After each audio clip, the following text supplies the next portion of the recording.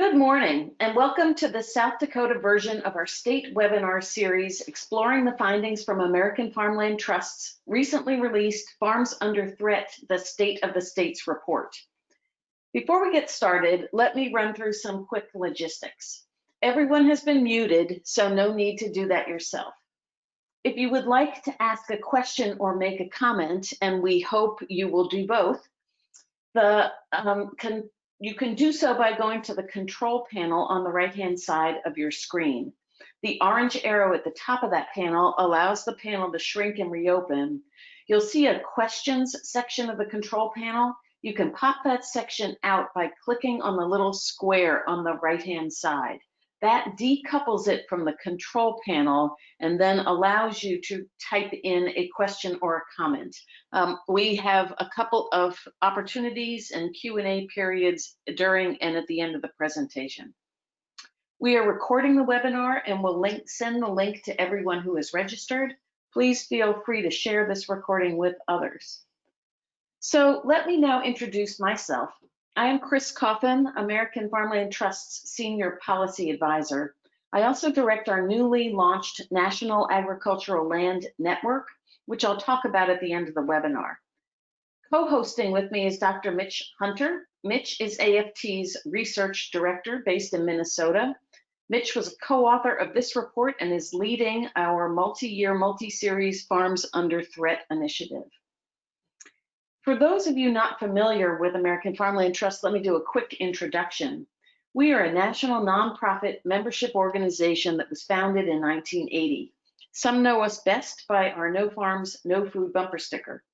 We work from kitchen tables to the halls of Congress. We are an agricultural land trust, but also focus on promoting sound farming practices through soil health and water quality initiatives. We also recognize that it's not farmland without farmers, so focus on tools and strategies that facilitate land access for next generation producers and assist with farm transfer and succession for retiring farmers, ranchers, and agricultural land owners. Our programming and research informs our state and federal policy, development, and advocacy. We have 6 regional offices and a national office located in Washington, D.C. And let me now turn it over to Mitch. Thanks, Chris.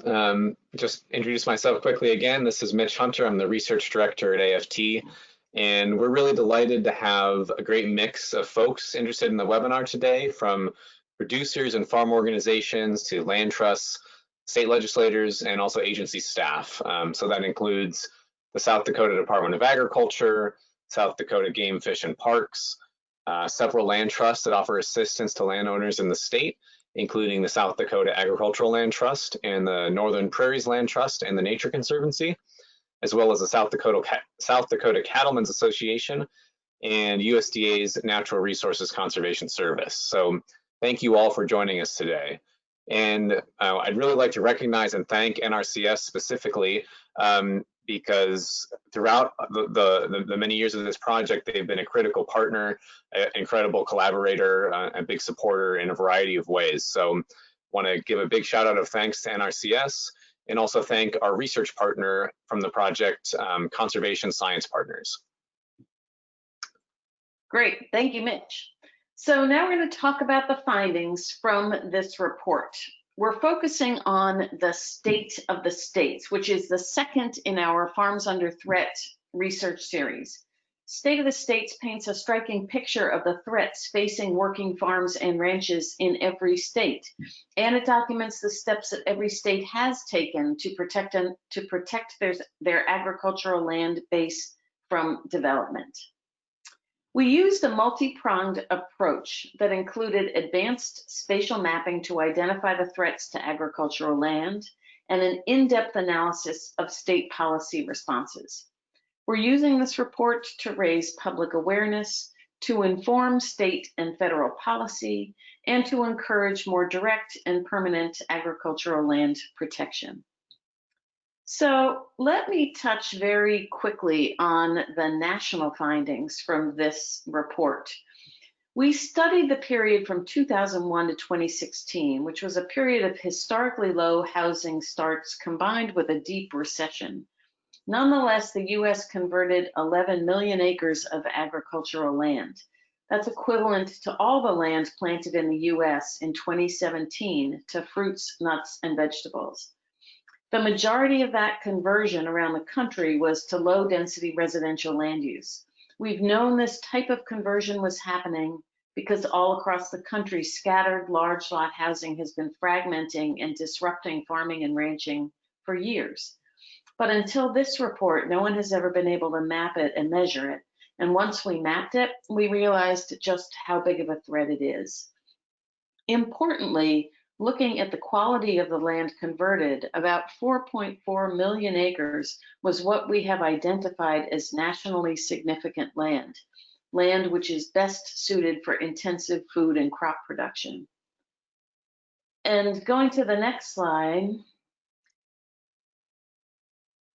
Whoop, okay. I guess we're not going to go to the next slide. I thought there was one additional slide in here. My apologies. So with that, we are going to switch to the website and dive into the data available for South Dakota. This is a website that we created just for this project. We will be ably assisted in our cruise through the website by our colleague, Beth Frazier. So thank you, Beth. And we're going to start by pointing out the tab over here on the right-hand side, the Reports and Data tab. This is where you'll find the full report, the executive summary, and a number of fact sheets that describe the methodology. Importantly, it also provides a link under the Geospatial Data Layers tab here, where you can request the data that we used for this project. This will take you to a form to fill out, and we will be back in touch letting you know when this information will be available and in what shape. So let's go now to the drop-down menu and select South Dakota. And from here, you can find both the spatial data and the policy scorecard. Excuse me. And we're going to start on the spatial side. And first, we want to point out this down here on the lower left, this download South Dakota conversion summary. So this takes you to a nifty 2-page PDF that is easily downloadable, which we wanted to do for all of us who have connectivity challenges and can't download full reports. So this is a 2-pager. It provides a lot of the most relevant information. It has a lot of great infographics. You can use this for conversations with policy makers. You can link to it on a website. You can include the infographics in a number of ways. We hope you will find this useful. There is also a policy summary that we'll briefly point out when we get to the policy side, but we wanted to be sure that you knew this was available. So now we're going to look at the 4 categories of spatial data that we created, and we're going to start with land cover and use. We used multiple national data sets to develop the best available spatial inventory of agricultural land use in the U.S. You can zoom in on this data layer to identify every type of land use in the state, including land that we've identified as low density residential development. It also includes federal lands where there are grazing permits, and it includes a first ever attempt to spatially identify woodland associated with a ranch or a farm. Our mapping shows 41.5 million acres of agricultural land in South Dakota, including 22 million acres of rangeland, 17.1 million acres of cropland, 2.3 million acres of pasture, and 56,000 acres of woodland associated with a farm or a ranch. The next category we're going to look at is PVR values. For this project, we wanted to analyze the quality of land that is being lost to development, not just the quantity. So we created, with the help of a national panel of experts, an index to quantify the productivity, versatility, and resiliency of every acre of land in the US. This map shows the range of those PVR values across the state. You can see that the higher PVR values are in dark green. The darker the green, the higher the value. And the higher the value, the higher the suitability of that land for long-term intensive crop production, especially for food crops such as fruits, nuts, vegetables, and staple grains. These PVR values in turn were used to identify nationally significant land. And so this next data layer is going to show the nationally significant land, agricultural land in South Dakota. There are 14.4 million acres that fall into this category, which is about 35% of the state's overall agricultural land base. 13.4 million acres of this is in cropland, so the vast majority, with 606,000 acres of nationally significant rangeland and 390,000 acres of nationally significant pasture. The last category here that we'll look at is conversion. And again, this is a 15-year period from 2001 to 2016. We mapped conversion of agricultural land to two types of land use. The first is urban and highly developed land use, or UHD. So this includes what you would expect, the traditional culprits in farmland conversion, expanding residential, commercial, and industrial areas, largely found on the outskirts of cities and towns. This category, though, also includes rural, industrial, and energy production sites, so it picks up oil and well pads and solar installations. The second type is low-density residential development, or LDR. This is the first effort of its kind to quantify the extent of large lot housing on the agricultural land base. LDR areas range from lower density subdivisions to rural areas where more and more individual houses are being built. The good news for South Dakota is that land conversion over this time frame was low, just 89,000 acres. And most of this conversion, 66,000 acres, was to LDR. While this is a small number, it's important to note that LDR tends to be a transitional land use. This is especially true in South Dakota, where land that was mapped as LDR in 2001 was 129 times more likely to be converted to urban and highly developed land by 2016 than other agricultural land. And we know that LDR creates a management challenge for farmers and ranchers who have to adjust to farming in and around non-farm neighbors. Of the converted land, rangeland accounted for the bulk of conversion with 53,000 acres. Cropland was next with 29,000 acres and followed by pasture land with 6,400 acres. Looking at the quality of the land converted, about 30% of it was land considered nationally significant.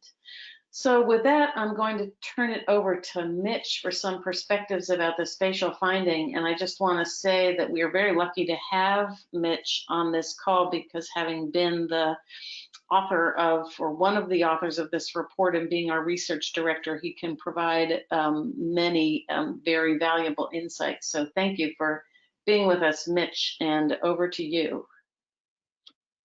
Absolutely.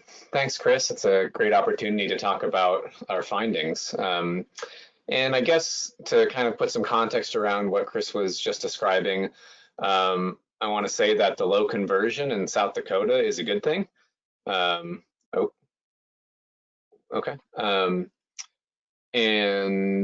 you know, those 13.5 million acres of nationally significant land, especially, and most of it's cropland, but they're going to become even more important to the nation's food supply, and really the world's food supply as well, in the coming decades, as the growing season keeps getting longer in South Dakota, and also as producers in southern and western states are facing more and more extreme heat and drought. So with that in mind, I think even though the conversion pressure is low, we do need to think to the future. We need to protect the land. We need to conserve it as much as we can and enhance the productivity, build the soil health through good management, and just be ready for it to play an even bigger role in the nation's food security, which will also be a big opportunity for farmers and ranchers in South Dakota. So, you know, addressing the conversion that's occurring and protecting the land from conversion to developed uses is important, but my guess is that in South Dakota, unless all of a sudden millions of people move up here to escape the heat or whatever, the biggest threat facing, or the biggest transition going on in the landscape, may be conversion of grasslands to cropland. And we know that this is a threat, of course, to the cattle industry, as well as it can be a threat to the environment as well. So I think that our maps could be helpful for addressing this concern in a number of ways. And of course, they can be used to help protect South Dakota's croplands, current croplands that are at risk, especially in the eastern part of the state. Keeping those lands under croplands can be beneficial to reduce the pressure for further conversion. But they can also help to identify the better rangelands and pasture, which are likely to be the first ones that would be converted to cropland.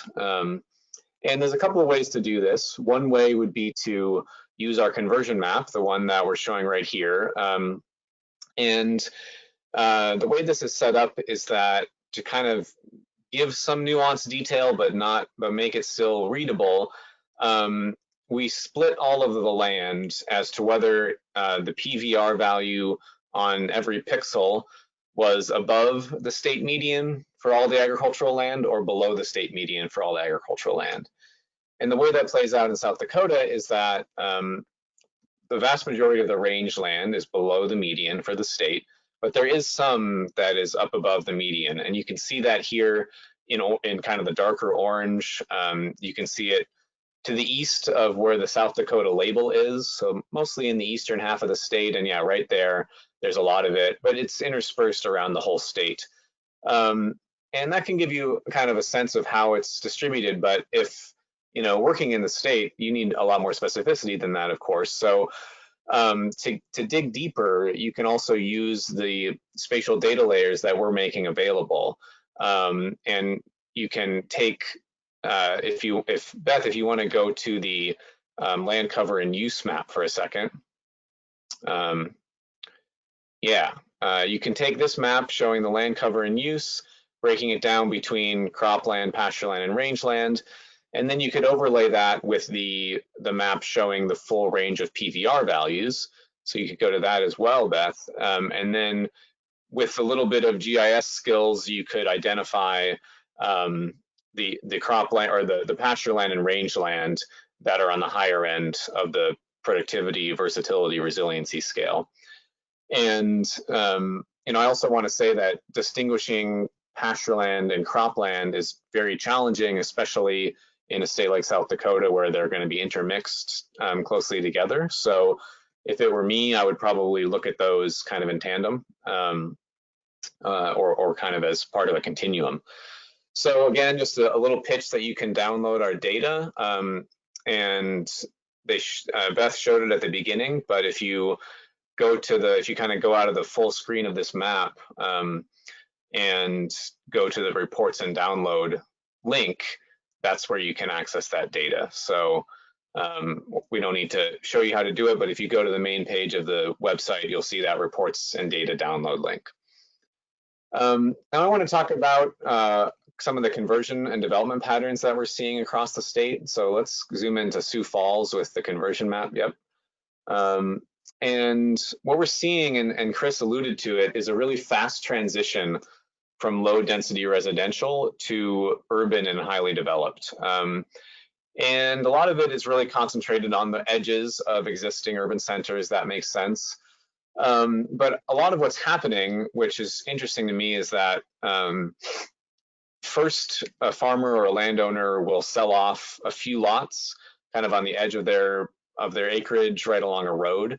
And for a while, it's just kind of a rural residential space, which we will in many cases pick up as low density residential, because yeah, there's still open space there, but there's quite a lot of residential use going on as well. And so, you know, that starts the transition basically. And then what we're seeing is that development fills in behind it, and you get kind of more traditional subdivisions that are stuck in there, kind of in the interior of the country mile that used to just have a few houses around the exterior. In some places, at least, the traditional subdivisions are coming in and filling in behind that. And I think that's a concern in general for kind of an unchecked spread of development across the landscape. But at least in some of these cases, the subdivisions that are going in ultimately are reasonably dense. So really, I think what it points to is the low density residential areas are a good place to focus if you're working in a local area and thinking about where conversion may be happening next. So actually, Beth, if you go to the land cover and use layer here, you'll see that there's blobs of orange that expand extend pretty far away from Sioux Falls, and those are the places I'm talking about, where a few houses have been built. They're not super densely developed yet, but they are certainly at high risk. And then the other pattern, very different than that, is if we go out to Custer, South Dakota.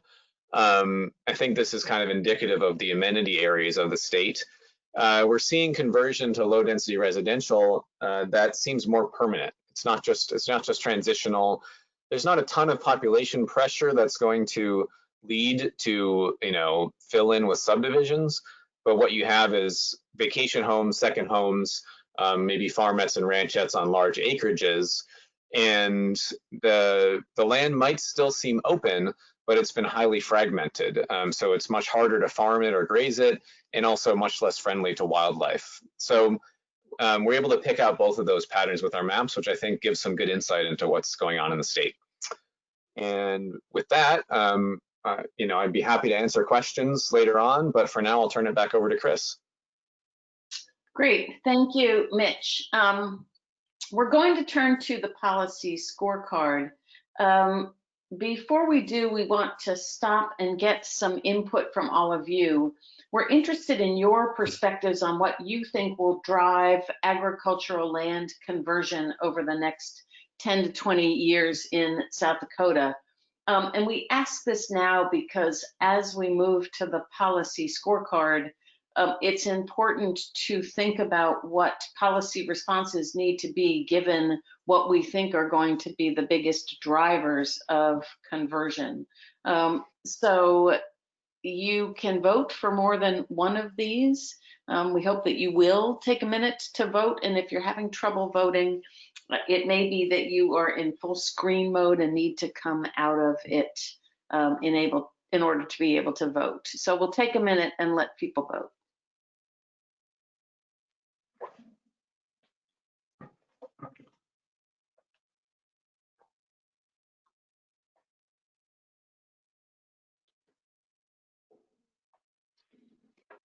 Okay, what are we seeing here? Great, this is very helpful. So top two vote getters are more of the same, more development, more poorly planned development, particularly housing, commercial, industrial development, and generational transfer of land. And I would say that these, your responses here are very similar.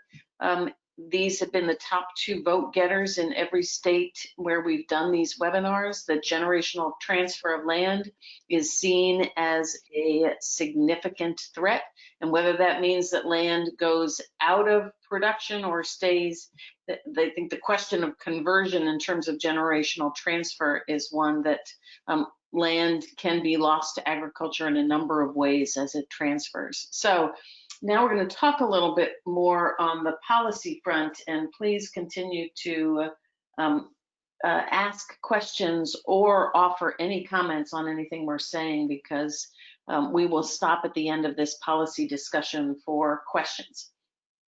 So turning to the policy scorecard, our intent here is to highlight effective elements of state policies that address what we've seen as the traditional drivers of conversion. So those are poorly planned development and weak agricultural viability and the vulnerability of land, as I just talked about, when it transfers between generations.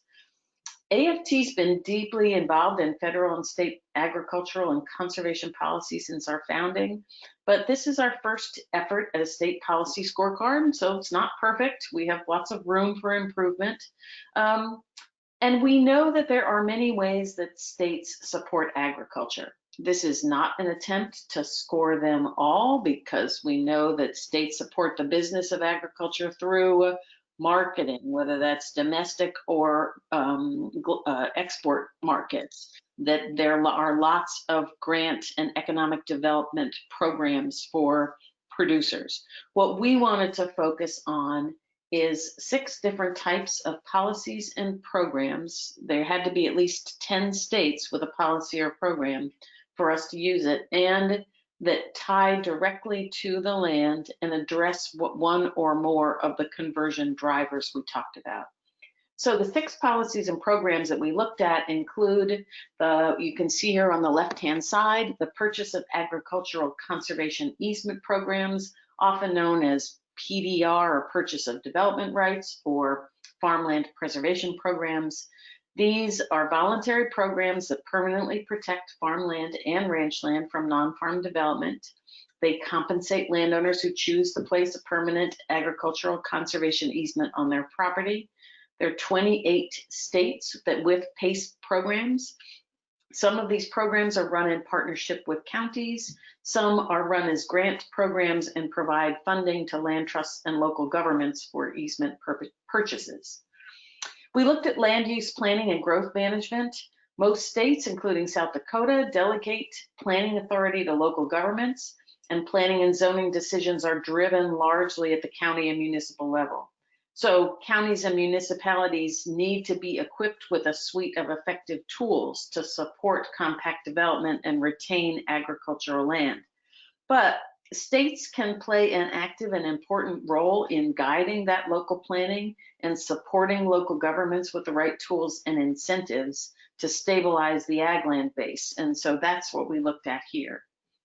We looked at property tax relief programs. Those are ones that reduce property taxes paid on ag land in recognition that these working lands require far less in municipal services than the taxes typically levied on them. These programs are often called current use or use value assessment. We looked at agricultural district programs. So there are 18 states that have these type of programs, which encourage landowners to form special areas to support agriculture. The protection and incentives provided to farmers in these districts vary by state. Some states limit annexation in districts, others limit the use of eminent domain and offer protection for landowners in districts from the siting of public facilities and infrastructure. Some offer tax incentives in exchange for short-term easements, and some require district enrollment to participate in their state PACE programs.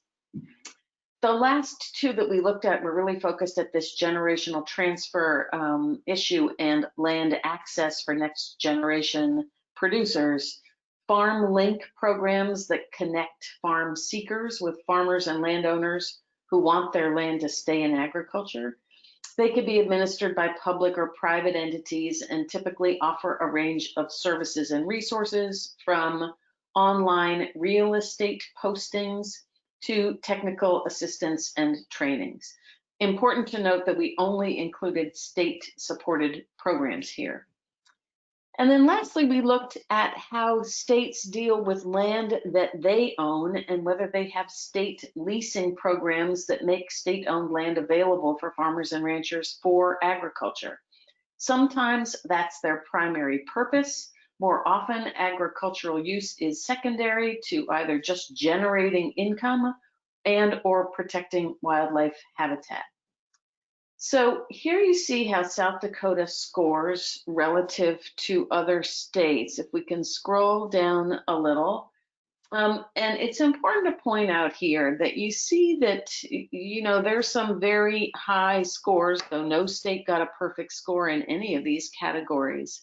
But the high scoring states, ones that are especially on the east and west coasts and have faced rapid loss of farmland for decades. So the high scores here reflect that they've had to take action to protect what remains of their agricultural land base.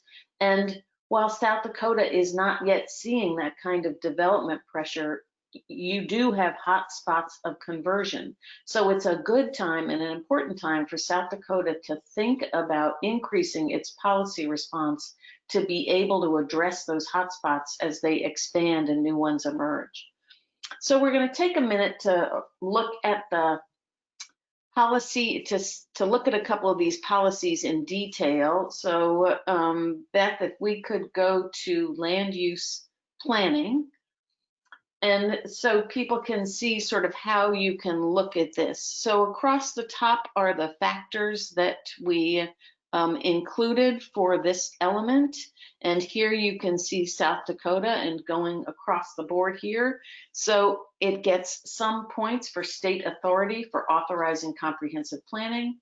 And it gets points for requiring that every municipality have a local comprehensive plan. I note, though, that South Dakota does not appear to require municipalities to address agriculture in their comp plans. Some states do that. Many states have also developed specific state plans and goals, either related to retaining their agricultural land base or promoting compact development, or both. And some states encourage, and in a couple of instances require, that those that local comp plans are consistent with those state goals.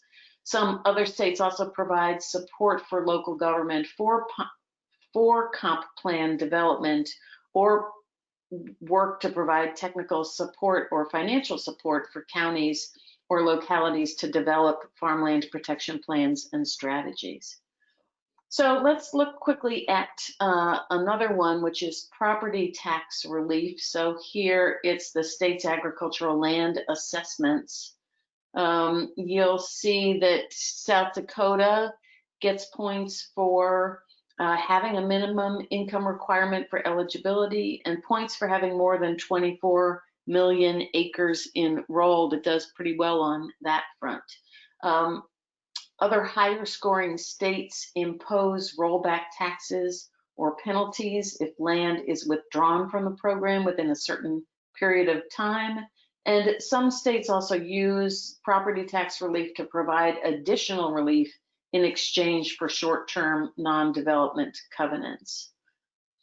And then lastly, looking at state leasing quickly, South Dakota has quite a lot of leasing, which you all know better than we do.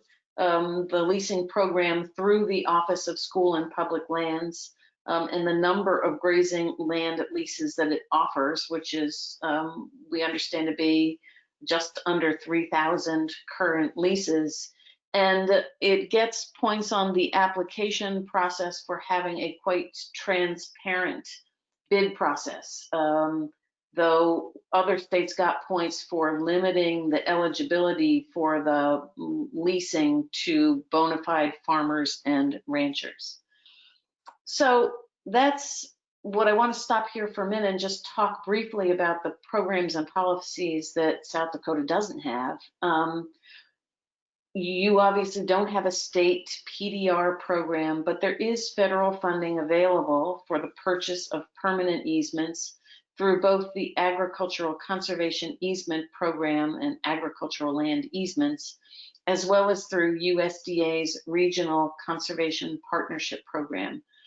Both of these programs received increased funding in the Farm Bill, and we hope that that increased funding and key statutory changes will enable land trusts like the Northern Prairies Land Trust, like South Dakota Ag Land Trust, to be able to do more to work with farmers, ranchers, landowners interested in protecting their land.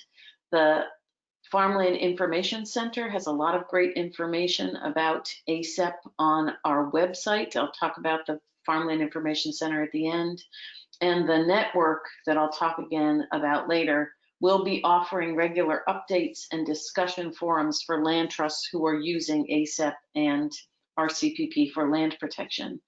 And just a pitch about the value of purchased easements. AFT sees these not just as a way of ensuring land for future generations, but we see them as important economic development and generational transfer tools.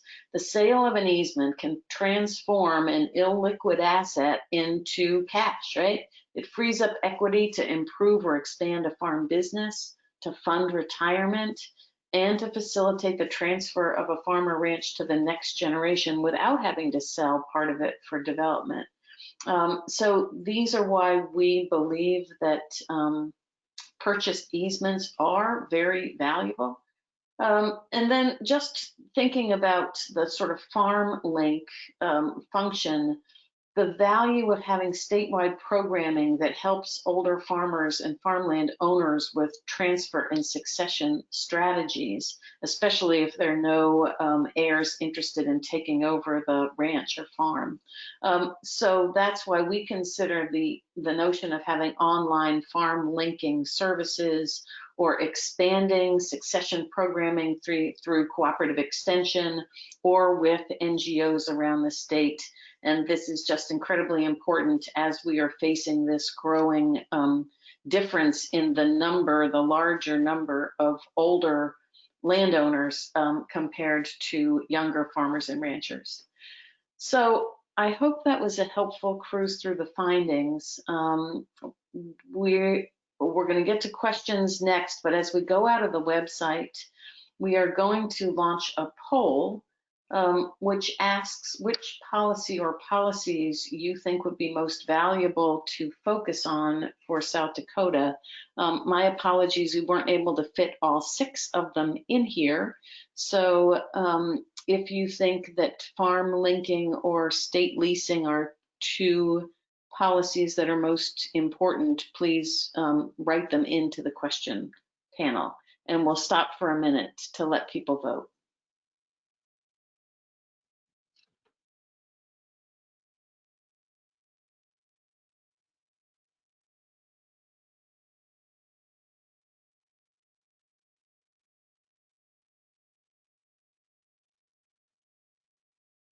Okay, let's see.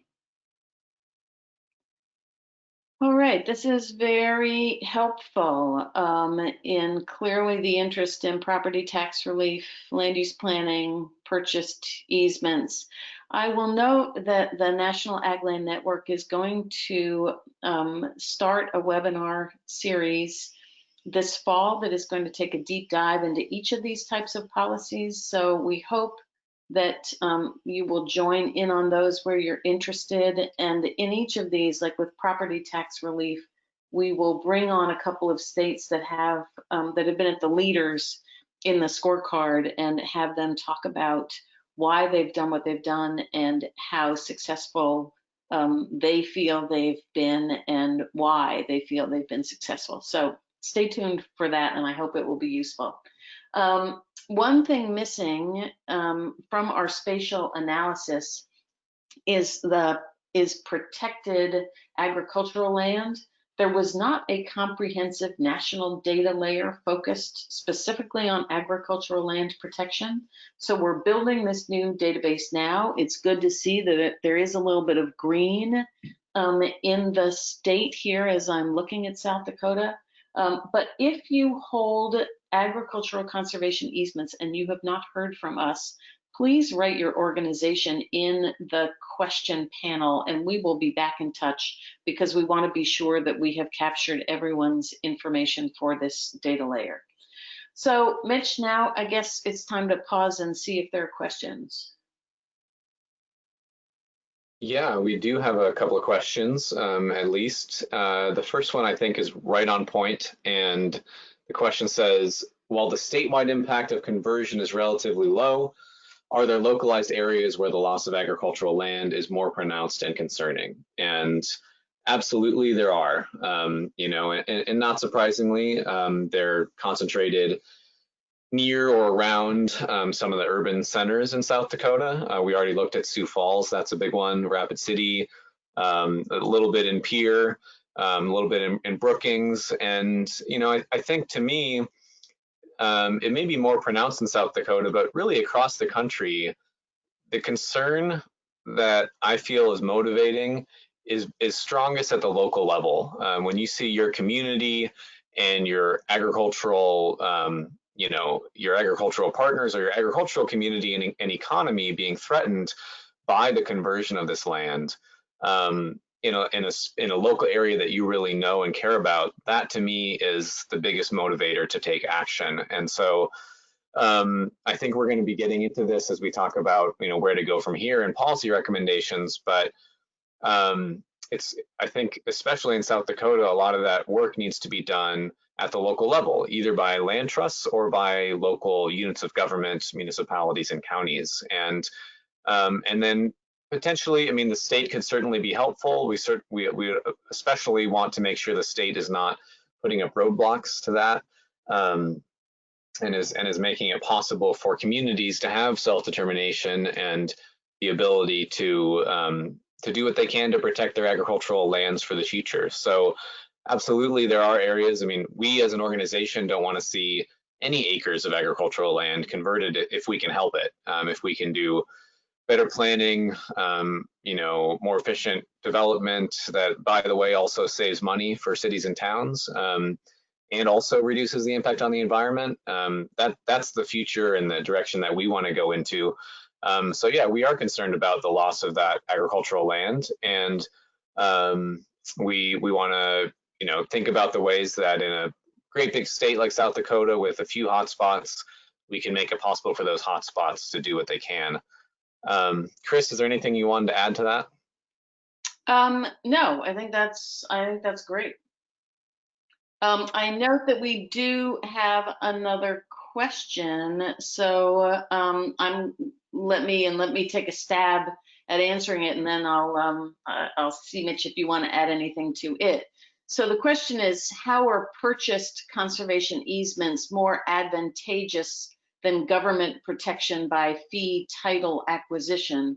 Which is a great point. And I think from AFT's perspective, we see the advantages in a number of ways. Typically, so the obvious, right? If you were purchasing an easement rather than buying land outright, it is less expensive, right? Depending on what the value of that easement is. And I'm sure that in South Dakota, those easement values probably vary fairly significantly depending what part of the state that you're in.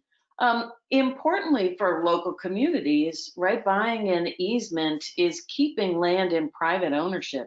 And that keeps it on the tax rolls, which is really important. And it allows for landowners to retain the rights to do any number of things on their property.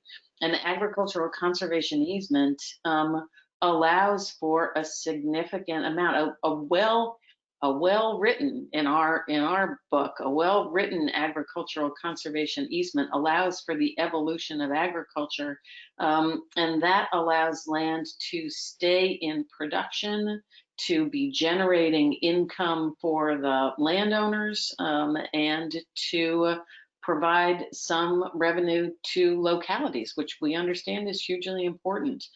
So we see a role for government acquisition in some cases, and there have been some places where states actually have taken a more active role in purchasing land, protecting it, and then selling it to farmers. But that is not something that states often do, and in our book, having just healthy funding to be able to purchase those easements and keep land in private ownership is really valuable.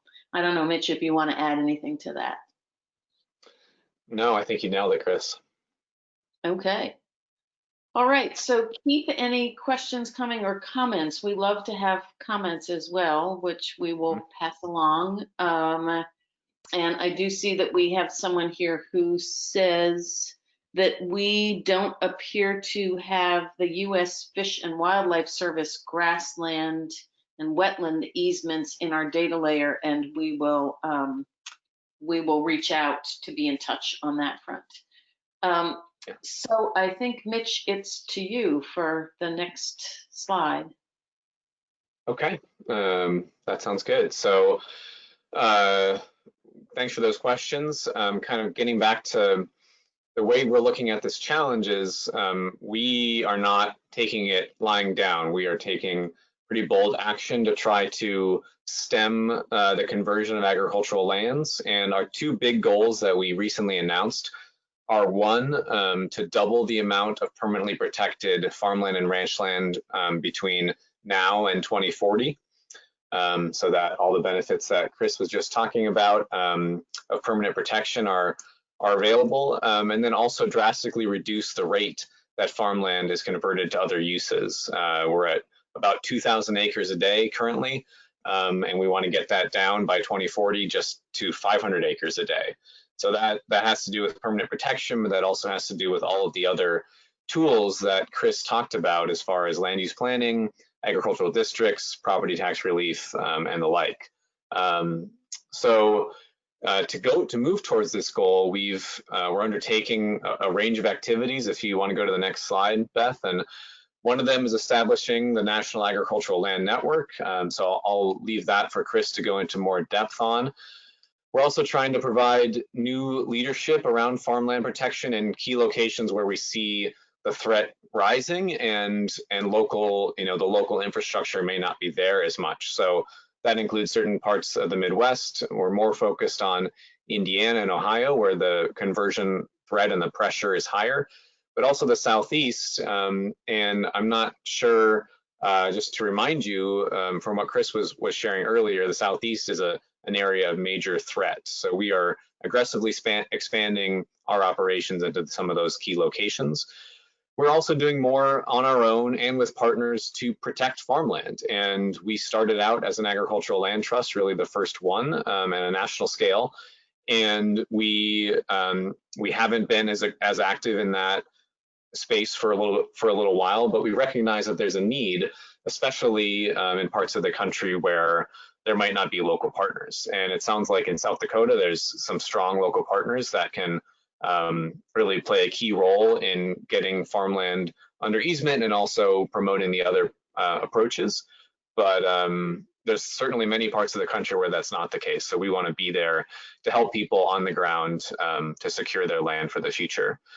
Of course, we have a long history of advocating for policies at both the state and federal level, going back to playing a huge role in all the conservation advancements in the 1985 Farm Bill. And so we are continuing that work, kind of doubling down on our federal policy work. Been deeply engaged in some of the discussions going on now around relief for agriculture. We like to think in the long term, but we can't have farmers going out of business left and right in the short term with COVID and all of the challenges that's putting in front of us if we want to think long term as well. So we're working on that front, and then also, and really the area that I'm in charge of is doing the research to help make good decisions, both on the ground at the farm level as a land trust, whether it's NRCS perhaps, and also research-based policymaking. So we have good stuff coming down the pike to build on this analysis and really look forward to 2040 and try to understand what conversion are we likely to see in the meantime, and also how will agriculture be affected by changing weather patterns, and how those come together to indicate where we really need to focus our efforts to protect agricultural land. So yeah, that's how AFT is putting skin in the game to try to make the change that we want to see.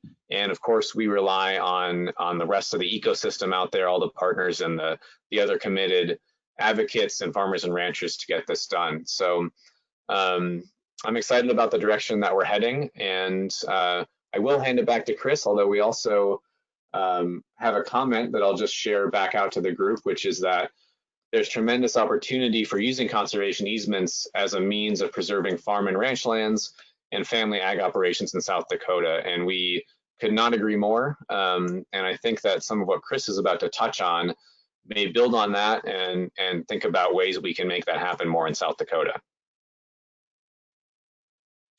Great, thank you, Mitch. So now we're going to talk a little bit about, this is sort of the call to action that AFT included in our State of the States report. And actually, Mitch and I are going to tag team this. So I'm going to turn it back to you, Mitch, for this first one here. Right, forgot we switched it up for this time. Okay, so in the first recommendation is to analyze and map our agricultural land trends and conditions, and basically with the thinking that you can't manage what you don't measure. And we've given every state in the lower 48 a good head start with our Farms Under Threat effort. And we, like I've said, are going to share that data with whoever wants it. But there's also more that you can do at the local level in a given state where you have a real, on the ground understanding of what's going on and what's needed. And so we think that there's value for doing some mapping at the state level to understand what's going on with the ag land, both from a productive capacity and from a natural resource protection capacity, so that we make sure, especially to conserve the lands and protect the lands that are most at risk of development, especially if they're highly productive or important for the environment, but also to the comment that was just made, understanding other broader trends around demographics and are farms and ranches able to stay in a family and be passed down, or are there barriers, and can permanent easements and other tools be a way to get past those barriers and be able to maintain the integrity of the farm and ranch community as well as the land it rests on. Great. Okay, so second, strengthen or adopt a coordinated suite of policies. So we have seen through this analysis on the policy front that looking at starting from where a state is now with its sort of tools and thinking about how do they have better coordination with existing tools and how do they sort of build out additional policies to meet the need. And so here, where it seems at South Dakota that the real threat is these hotspots, as we talked about, that what seems most important is how do you get the right tools into the hands of the counties and municipalities who are facing this type of threat of conversion. And so that's thinking about what are the ways that both localities can do more and how can states help them do more. So is it to encourage municipal governments to actually think about including agriculture in their comp plans, which would make them sort of think about what these threats are and how to do what things to do about what to do about it.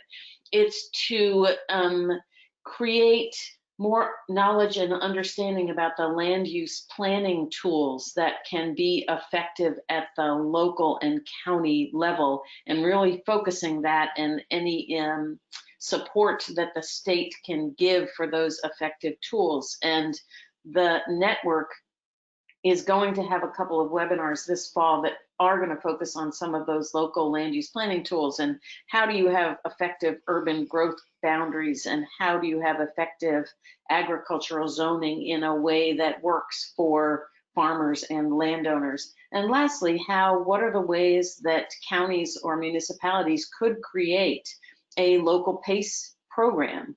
What might be the funding mechanisms that they could create? How could the state assist in that kind of effort? So that's in thinking about what the state can do more. Could it help to provide some seed money or grant funding for local purchased easements in some way or form? Could the state have more specific goals around its retaining its agricultural base and what that might look like? So building out from what you have seems to be an important start there. Looking at the supporting farm viability and access to land.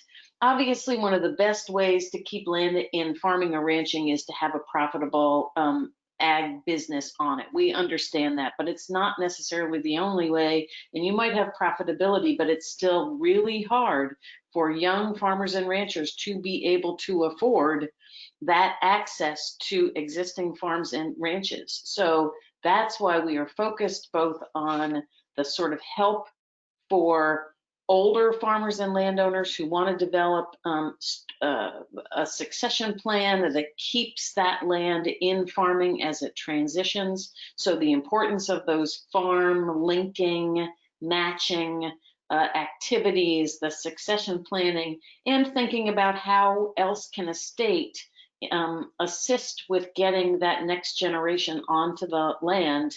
Several states have beginning farmer and rancher tax credit programs. We'd encourage South Dakota to look at that as a means of fostering that generational transfer. Plan for agriculture, not just around it. Obviously, agriculture is a huge economic sector for the state. I do wonder in that economic development plans that include agriculture, whether the land base is seen as part of that economic development. And if it isn't, then it should be that you rely on this huge land base, and we can't assume that it's always going to be there. And then thinking about how do you put agriculture into other emergency preparedness plans, any number of ways of thinking and incorporating agriculture more specifically into many of these other plans that the state probably already does. And I'm turning it back to Mitch for the last one. Yeah, and this last concept is that we do think that it's important to save the best land, and that's why we went to so much effort to identify the most productive, versatile, and resilient lands. And then at the same time, we recognize the value of all land. And one way that we can kind of get crosswise with ourselves in this is that we fundamentally understand the importance of rangeland, both from a productivity perspective in the cattle industry, and also because of all the other benefits that you get from rangeland and grassland, in terms of incredible ecological benefits, hydrological benefits. It's a great reservoir of native plant species in many cases, and then the rest of the biota kind of comes along with it. So that's a critically important resource to maintain, and especially in a state like South Dakota. It's not just going to be as simple by any means as saying, oh, well, I guess we better focus on the nationally significant land or the high PVR land and then forget about the rest. Absolutely not. But I do think that when you're, especially in a kind of a hotspot area, which again seems to be where most of the development conversion threat is located in South Dakota, using the qualities of the land is going to be critical. And so thinking about how good is it for long-term agricultural production? Is it going to stand up to decades more of intensive crop production, even with the best regenerative, sustainable management practices in place? And if it can, if land has that quality, then that's going to be at a really high premium, at the same time as land that provides wildlife habitat connectivity or critical, riparian habitat that's really unique, or whatever it might be. So the best, especially in a state like South Dakota, needs to be thought about broadly. But we do think that it's important to focus and be strategic. And unfortunately, I have to jump off of the webinar right now. So I want to just say I appreciate everyone's time, and Chris is going to take us all out.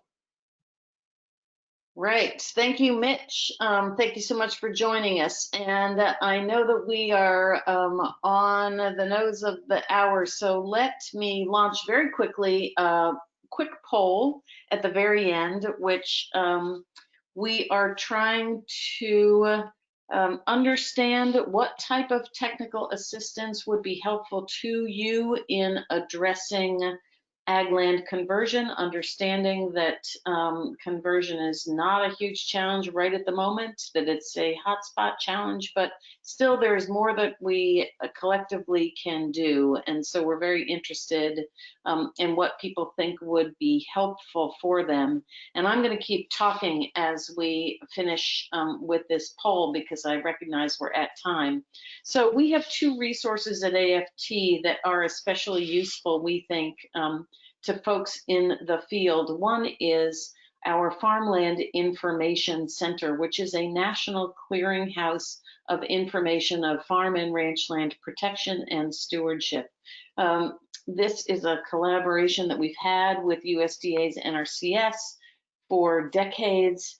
It is a wealth of information both for producers, for landowners, and for entities who are working in this space. It is great. Thanks, Beth. It's good to see these results. So let's go back to this final slide, just so people have the information here on the Farmland Information Center. So that is a wealth of information if you are a producer or work with producers who want information that is, sort of what makes for a good agricultural conservation easement. There's information on that. There's a lot of information, as I said earlier, about the federal agricultural conservation easement program and how to use that. There's information about the tax incentives for donated conservation easements. There's a wealth of information. I encourage you to look at that website. There's also a farmland protection directory. So if you work with producers and don't know necessarily who's working in South Dakota, that our farmland directory will help you find that. They also answer questions. It's an answering service, so you can call them or you can type in a question when you get on the website. And lastly, on the National Ag Land Network, this is something that is newly launched by AFT. It is really our effort to build the collective capacity of all of us who are working in this space on retaining and protecting land. It doesn't need to be just about permanent land protection. We are welcoming planners and others into this network, but we see it as a way of providing information sharing, peer networking, and advanced and beginning training. So we do intend to offer basic trainings around ag conservation easements. So it was good to see that people want more training and information about that. We will be, as I mentioned, doing this policy webinar series and focus on some of the land use planning tools. So if you're interested in this type of information, please sign up for the network. If you have questions, please let me know. You see my phone number and email address there. And if you are looking for the website, the interactive website, that's the URL, thefarmland.org, Farms Under Threat. And I hope that this was helpful. I appreciate you all hanging in for a few minutes after the hour. And thank you for your time, and I hope you have a great day. Take care.